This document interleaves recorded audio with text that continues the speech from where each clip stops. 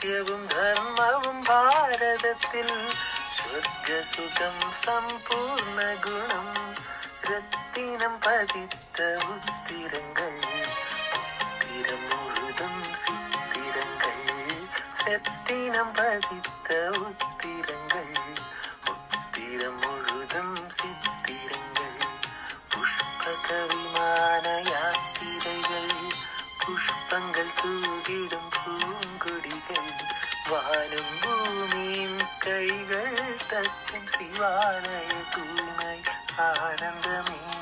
ஓம் சாந்தி. 1/5/2024 காலை முரளி. ஓம் சாந்தி. பாப் தாதா மதுவனம். சாராம்சம். இனிய குழந்தைகளே, எல்லையற்ற தந்தையே உங்கள் தந்தையும் ஆசிரியரும் உங்கள் சத்குருவும் என்பதை நிரூபியுங்கள். அவர் சர்வ வியாபியாக இருக்க முடியாது. கேள்வி: இக்காலத்தில் ஏன் உலகில் மிக அதிக அளவில் துன்பம் உள்ளது? துன்பத்திற்கான காரணம் என்ன? பதில்: இக்காலத்தில் முழு உலகின் மீதும் ராகுவின் சகுனம் நிலவுவதனாலேயே துன்பம் உள்ளது. விருட்சத்தின் பிரபுவான தந்தை வரும்போது அனைவர் மீதும் வியாழ சகுனம் இருக்கும்.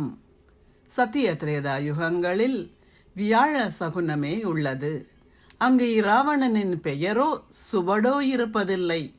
இதனாலேயே அங்கு துன்பம் இருப்பதில்லை. தந்தை வந்து சந்தோஷ தாமத்தை ஸ்தாபனை செய்கின்றார். அங்கு துன்பம் இருக்க முடியாது. ஓம் சாந்தி. தாரணைக்கான சாராம்சம். 1. கலியுக பழக்க வழக்கங்களையும் சமுதாயத்தின் அபிப்பிராயங்களையும் துறந்து இறை குல பழக்க வழக்கங்களை ஏற்றுக்கொள்ளுங்கள்.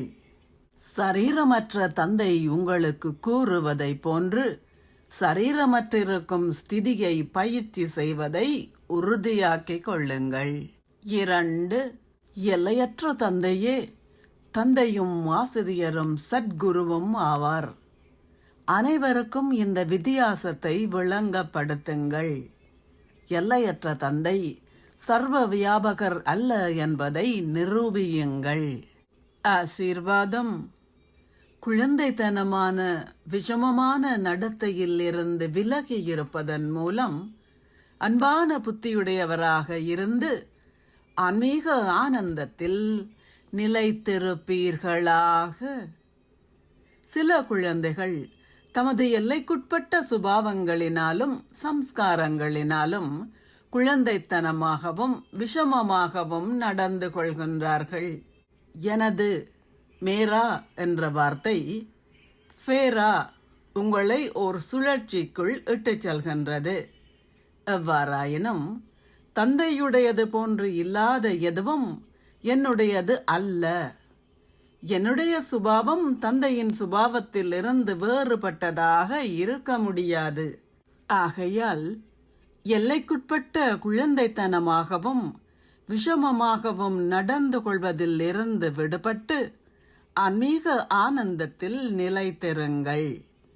அன்பான புத்தியை கொண்டிருந்தால் நீங்கள் அன்பினால் விளையாட்டுத்தனமாக நடந்து கொள்வீர்கள். ஸ்லோகம். தந்தை மீதும் சேவையின் மீதும் குடும்பத்தின் மீதும் அன்பிருந்தால் நீங்கள் முயற்சி செய்வதில் இருந்து விடுதலை அடைகின்றீர்கள். ஓம் சாந்தி. நன்றிகள் பாபா.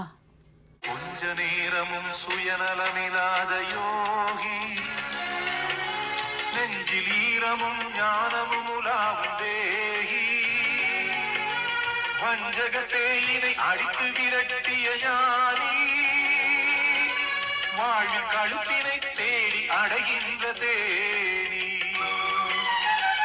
உள்ளமலர் தாமரையில் ஓரளவும் மாணவமே இல்லாமல் இருப்பவனே யோகி. அவன் உவினை நஞ்சழித்து உலகத்தார் போற்றுகின்ற உயர்நலம் கொண்டவனாம் யோகி.